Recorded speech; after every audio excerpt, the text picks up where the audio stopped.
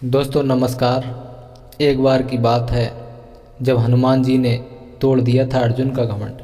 आइए इस वीडियो के माध्यम से जानते हैं कि हनुमान जी ने अर्जुन का घमंड कैसे तोड़ा था। आनंद रामायण में लिखा हुआ है कि एक बार अर्जुन का हनुमान जी से सामना हो जाता है।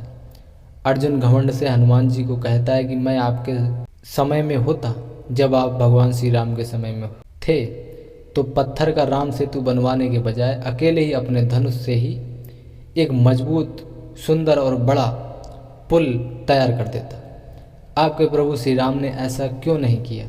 क्या वे इतने बड़े धनुर्धर नहीं थे, मेरे जैसे धनुर्धर नहीं थे? इस पर हनुमान जी ने कहा कि वहाँ बाणों का सेतु कोई काम नहीं कर पाता, यानी कि उस बाणों के सेतु से हमारी सेना उस पार नहीं जाती थी, नहीं जा पाती थी, क्योंकि हमें बड़ा सेतु पार करके लंका में जाना था और ऐसा बाणों का सेतु हमारी पूरी सेना को ले जा नहीं पाता। हमारा यदि एक भी बानर चढ़ता तो बाणों का सेतु छिन्न भिन्न होकर टूट जाता। अर्जुन ने कहा कि नहीं, देखो ये सामने एक सरोवर है, एक नदी है, मैं उस पर अपने बाणों का एक सेतु बनाता हूँ। आप इस पर चढ़कर सरोवर को आसानी से पार कर लेंगे। यदि आपके चलने से मेरा बनाया हुआ पुल टूट गया तो मैं अग्नि में प्रवेश करके स्वयं अपने आप को भस्म कर लूँगा, और यदि नहीं टूटता है तो आपको अग्नि में प्रवेश करना पड़ेगा। हनुमान जी ने कहा कि मुझे स्वीकार है, मेरे यह 3 कदम ही अगर झेल गया तो मैं अपनी हार मान लूँगा। हनुमान राम का स्मरण करते हुए उस बाणों के सेतु पर चढ़ गए। पहला पैर रखते ही सेतु सारा का सारा डगमगाने लगा, और दूसरा पैर रखते ही चरमरा गया, और तीसरा पैर रखते ही सरोवर के जल में खून ही खून हो गया, यानी कि उस नदी में खून ही खून हो गया।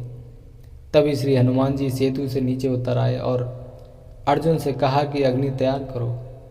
अग्नि प्रज्वलित की गई, और जैसे ही अर्जुन अग्नि में खुद को भस्म करने चला तो वहीं पर श्री कृष्ण प्रकट हो गए और बोले, ठहरो अर्जुन।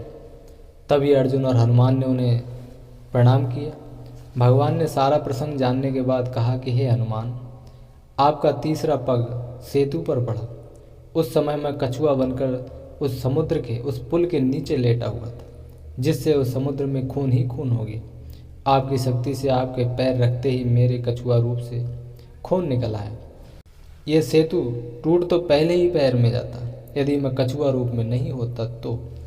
यह सुनकर हनुमान को काफ़ी कष्ट हुआ और उन्होंने क्षमा मांगी कि मैं तो बड़ा अपराधी निकला, आपकी पीठ पर मैंने पैर रख दिया, मेरा ये अपराध कैसे दूर होगा भगवान। यह सारी घटना देखकर अर्जुन को भी बड़ा पछतावा हुआ और उन्होंने भी हनुमान और प्रभु श्री कृष्ण से क्षमा मांगी। तब श्री कृष्ण ने हनुमान जी से कहा कि ये सब मेरी इच्छा से हुआ है, क्योंकि अर्जुन मैं ही चाहता था कि अर्जुन का घमंड हनुमान द्वारा तोड़ा जाए, इसलिए मैंने ही हनुमान को यहाँ पर भेजा था, और आप मन में दुख मत करो। और श्री कृष्ण ने कहा कि मेरी इच्छा है कि आप हनुमान जी अर्जुन के रथ की ध्वजा पर स्थान ग्रहण करो, अर्जुन के रथ की ध्वजा पर बैठ जाओ। इसलिए द्वापर में श्री हनुमान महाभारत के युद्ध में अर्जुन के रथ के ऊपर ध्वजा लिए बैठे रहते हैं। यही कारण था कि अर्जुन का रथ सभी बाधाओं से महाभारत के युद्ध में सुरक्षित रहता था, और कर्ण और कौरव सभी योद्धा उसके रथ को हिला नहीं पाए, जला नहीं पाए, भस्म नहीं कर पाए, और अपने दिव्य अस्त्रों से हनुमान जी ने अर्जुन की रक्षा की।